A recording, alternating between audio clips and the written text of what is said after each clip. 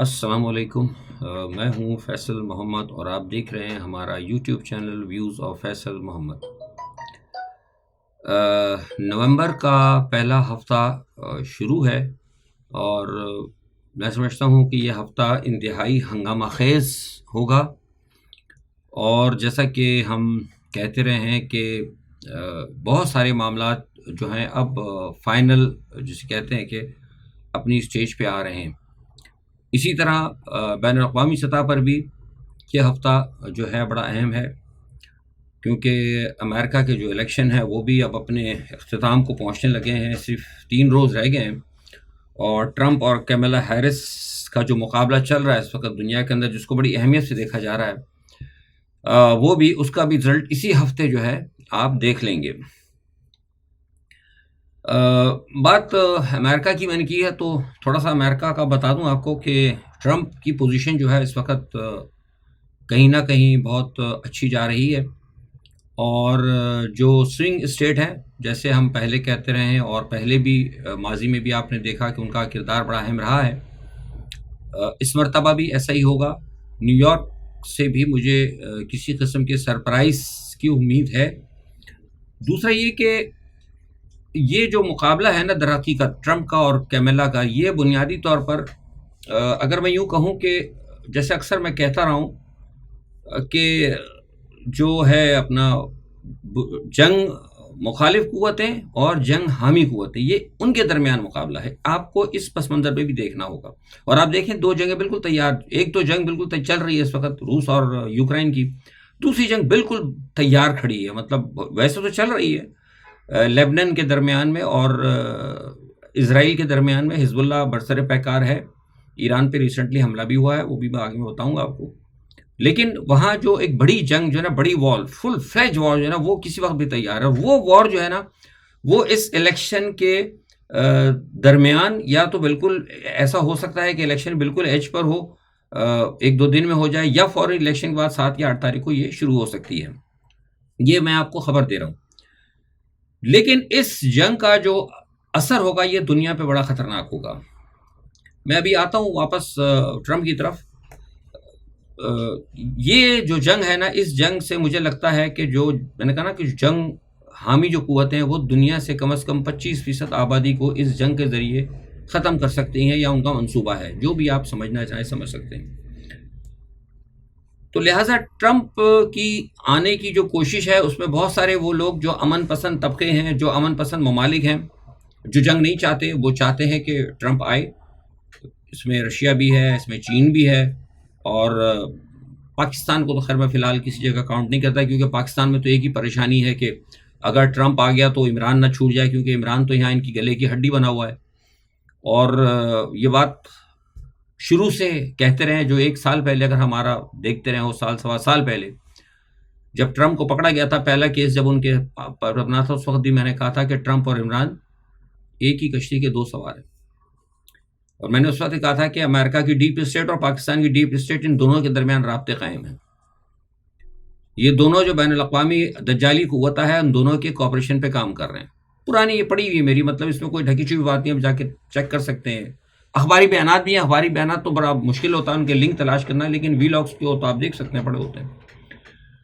تو کہنے کا مقصد یہ ہے کہ اب جو لوگ کہہ رہے ہیں نا کہ پاکستان کے اندر، بلا شبہ میں آج بھی اپنے اس بیان پہ قائم ہوں کہ اگر ٹرمپ آ جاتے ہیں تو وہ عمران کے لیے سہولت پیدا کریں گے اللہ کے حکم سے۔ میں ہر بات میں اللہ تعالیٰ کی وہ سمجھتا ہوں، اور ہے بھی حقیقت یہ، کیونکہ ایسا نہیں ہو سکتا کہ اگر اللہ تعالیٰ کا حکم نہ ہو اور ٹرمپ اگر چاہے، نو نیور، سوال ہی نہیں پیدا ہوتا۔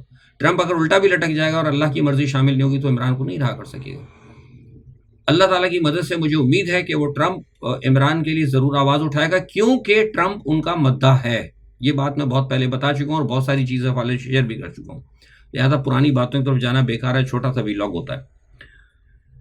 تو اب ہوا یہ ہے کہ کیملا ہیرس جو ہے وہ کہہ رہی ہیں امریکہ کے لیے ٹرمپ جو ہے وہ سیکورٹی رسک ہے، ٹھیک ہے جناب، جیسے ہم کہتے ہیں یہاں پہ نواز شریف سیکورٹی رسک ہے، زرداری سیکورٹی رسک ہے، تو ہم اگر کہتے ہیں تو یہ تو خیر پاکستان کے لوگوں کو پتہ بھی ہے، لوگوں نے دیکھا بھی اتنا نواز شریف کی اور زرداری صاحب کی کتنی خدمات ہیں یہاں پہ۔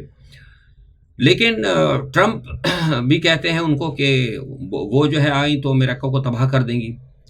لیکن یہ دونوں تو خیر چل رہے ہیں، ٹھیک ہے، الیکشن میں اس قسم کی باتیں ہوتی ہیں، لیکن مسئلہ یہ ہے کہ وہاں میں دیکھ رہا ہوں کہ کہیں نہ کہیں ٹرمپ کے خلاف جو نا کچھ سازشیں شروع ہوتی جا رہی ہیں، سیم لائک جیسے کہ عمران خان کے حوالے سے ہوئی تھی. مجھے لگتا ہے کہ کہیں نہ کہیں مطلب یہ نا کہ کوئی ہماری جیسے کہا نا کہ ہماری ڈیپ اسٹیٹ اور ان کی ڈیپ اسٹیٹ کے درمیان جو رابطے ہیں، مجھے لگتا ہے انہوں نے کچھ یار سیکھا ہوگا پاکستانیوں سے، پاکستانی اسٹیبلشمنٹ سے، یار یہ بتاؤ تو صحیح کہ تم دھاندلی کرتے کیسے ہو.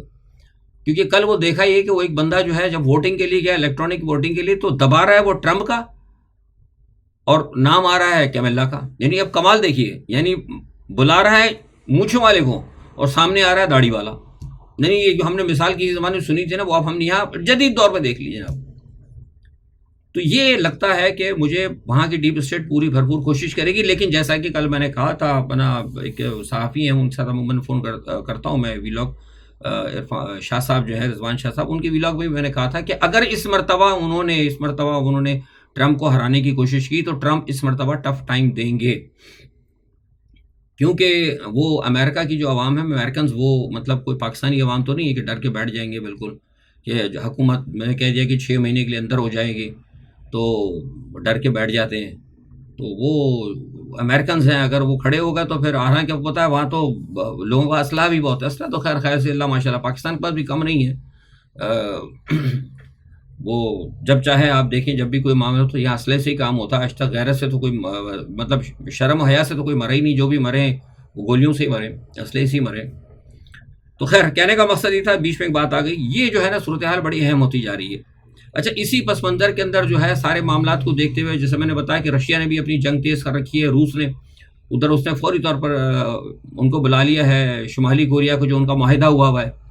اب یہاں پہ ایک ٹرکی سی سچویشن آ رہی ہے کہ امریکہ نے اپنے مزید فوجی وہاں پہنچا دیے ہیں، B-52 بمبر بھی پہنچا دیے ہیں، اپنے بحری بیڑیے پہ پہنچا دیے ہیں، اور ایران نے بھی اور رشیا نے بھی اور شمالی کوریا کے بھی. یہ میں بتا چکا ہوں کہ شمالی کوریا کی بھی ہتھیار وہاں پہنچ چکے ہیں مشرق وسطیٰ کے اندر. ٹروپس نہیں پہنچے، خبر ہے لیکن آئی ڈونٹ نو، میرے پاس اسی کو کنفرمیشن نہیں ہے. لیکن یہ کہ ایران بھی بھرپور طریقے سے تیاری کر رہا ہے. اب یہاں پر کوشش یہ ہو رہی ہے کہ جو معاہدہ ایک ہوا تھا، ایک اسٹریٹجیکل جو ایک ٹریٹی سائن ہوا تھا رشیا کے درمیان، شمالی کوریا کے درمیان، آلریڈی جو بیلاروس کے درمیان ہے، وہ ٹریٹی وہ ایران سے سائن کرنا چاہ رہے ہیں پیوٹن، اور وہ بہت جلد ہو سکتا ہے. امریکہ کی اور نیٹو کی کوشش یہ ہے کہ اس ٹریٹی کے سائن ہونے سے پہلے جو وہ ایران کے اوپر اٹیک کر دیں مل کر. لیکن یہ میں بتا دوں آپ کو کہ میرے پاس اطلاعات ہے کہ کہیں نہ کہیں ان کے درمیان اب جو نیا ٹریٹی ہونے جا رہا ہے نا ایران اور رشیا کے درمیان، وہ ہے کمپریہنسو ڈیجیٹل ٹریٹی، نا مطلب سوری کمپریہنسو وہ ہوگا ایک پورا مکمل، سے کہتے ہیں نا کمپریہنسو کو میں کیسے اردو میں آپ بتاؤں کہ مطلب ساری چیزیں نا، مطلب اس کے اندر اگر کوئی قدرتی آفات آتی ہے تو اس کو وہ اسٹریٹجیکل پوائنٹ آف ویو سے، اگر کوئی وبا آتی ہے، کوئی جنگ ہوتی ہے، کچھ بھی ہوتی ہے، مطلب ساری چیزیں اس میں شامل ہوں گی. اس کے اندر جو ہے نا مطلب اس کو کمپریہنسو کہا جاتا ہے، مکمل طور پر ایک جامع، ہاں جامع لفظ سے کہتے ہیں، جامع ہے جو وہ ایک ٹریٹی ان کا جو ہے سائن ہونے جا رہا ہے. لیکن پس پردہ جو ہے ان کی آلریڈی کہیں نہ کہیں ہم آہنگی موجود ہے اس حوالے سے. تو اس صورتحال سے پہلے امریکہ کی کوشش یہ ہے کہ وہ ایران پہ دھاوا بول دیں. یہ میں بتا دوں آپ کو کہ ایران جوابی کارروائی ضرور کرے گا. کب کرے گا یہ ابھی فی الحال اس کے بارے میں میرے پاس کوئی اطلاع مصدقہ نہیں ہے. ویسے تو سننے میں آ رہی ہے کہ وہ کہہ رہے ہیں کہ شاید 7 کو کر دیں، 8 کو کر دیں، کچھ لوگ کہہ رہے ہیں کہ امریکہ کے الیکشن کے فوراً بعد کر دیں. لیکن یہ ابھی صرف سنی سنائی باتیں ہیں. مطلب جو سرکاری سطح پر جو ہے نا، جو مطلب بین الاقوامی سطح پر جب خدا نہ خواستہ کوئی جنگ ہونے لگتی ہے، کوئی مسئلے ہوتے ہیں، تو پھر جو ایک اسپیشل موومنٹ ہوتی ہے نا، وہ موومنٹ مجھے ابھی فی الحال نظر نہیں آ رہی. تو لہٰذا اس کو کہنا قبل از وقت ہوگا.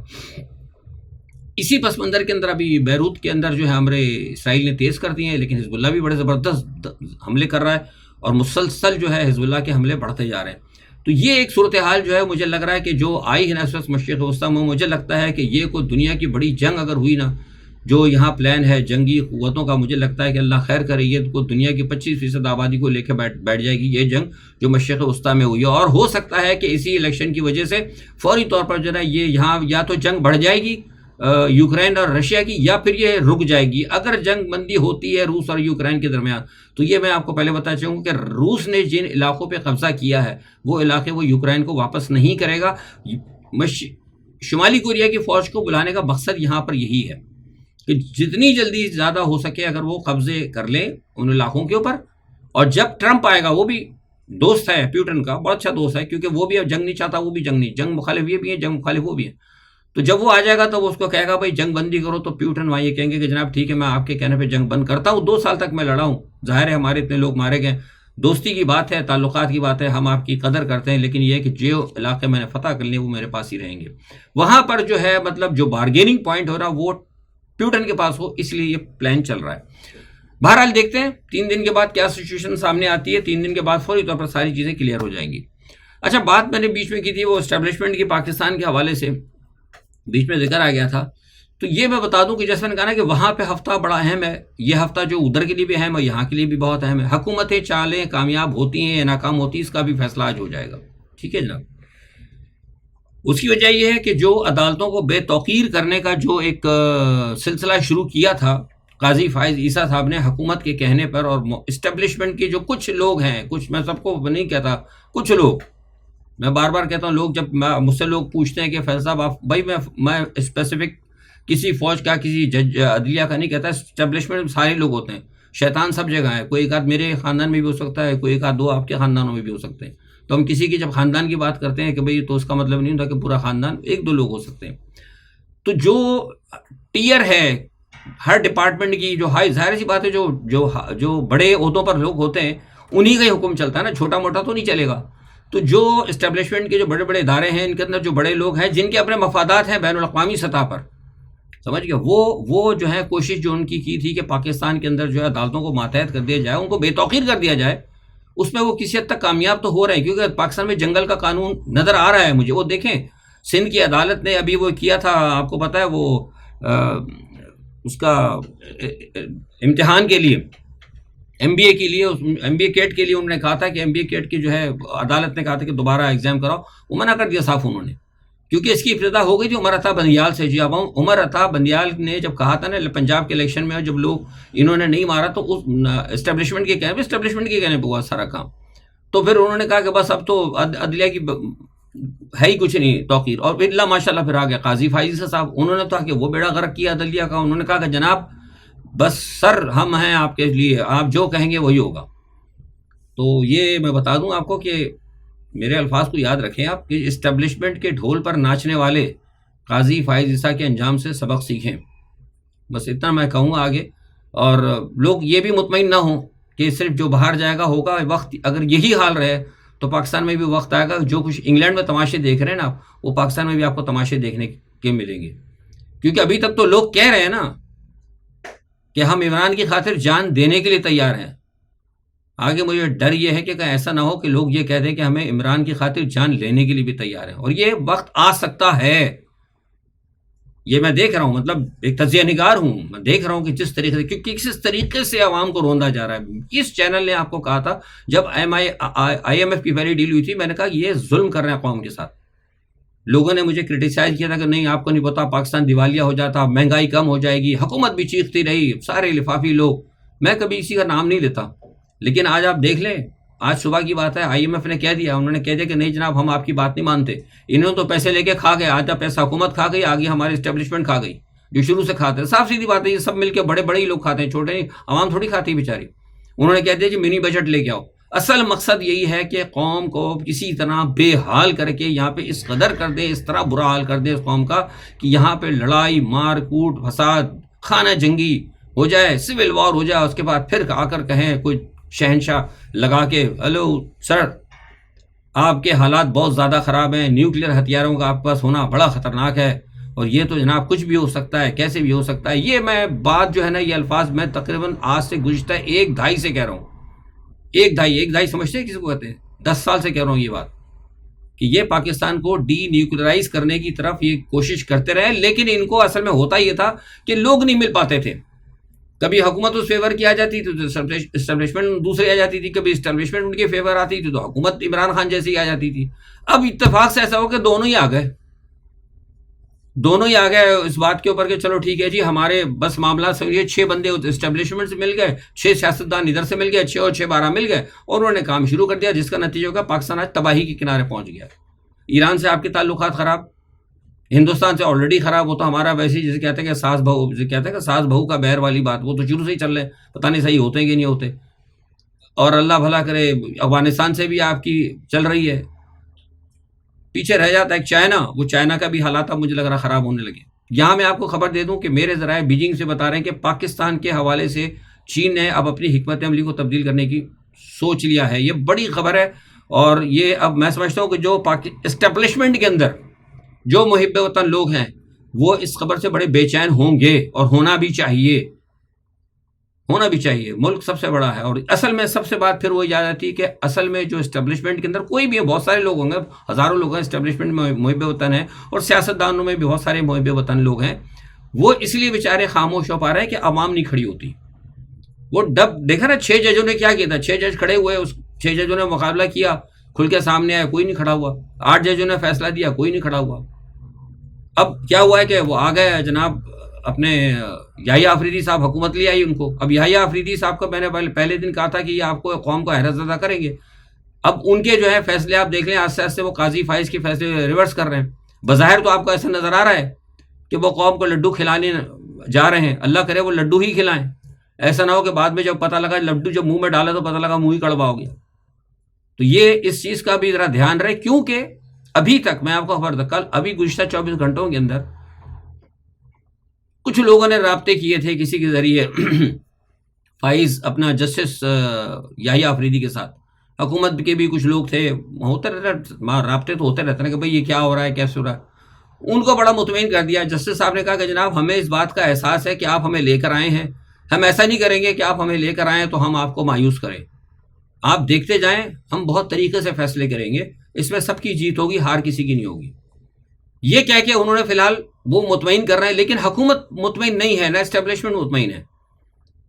پہلے 7 یا 8 کا تھا کیس، 8 تاریخ کا میرا خیال سنا تھا کہ سپریم جوڈیشل کونسل کا پہلے آج سے 3-4 دن پہلے فیصلہ ہو گیا، سپریم جوڈیشل کونسل کا اجلاس 8 تاریخ ہوگا. جب انہوں نے 8 تاریخ کا کہا تو انہوں نے کہا کہ ہمیں خطرہ لگ رہا ہے کہ کیا کر رہے ہیں چیف جسٹس یحییٰ آفریدی.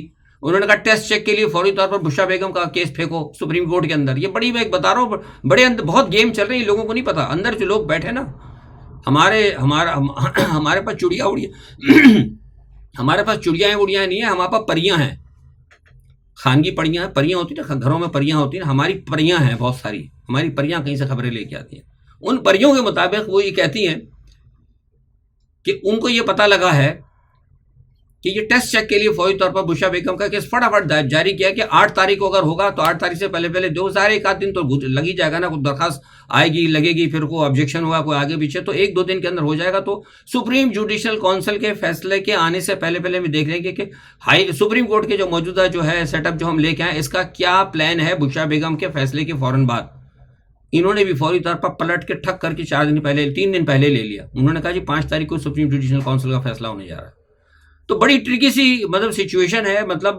یوں آپ کہہ لیں کہ جیسے میں نے کہا نا کہ ہفتہ بڑا ہنگامہ خیز ہے، بڑی لڑائیاں ہوں گی، اور بڑے جو ہے نا لوگ سب نے اپنے اپنے ہتھیار کر لیے تیار. جو عدلیہ ہے وہ بھی تیار بیٹھی ہے.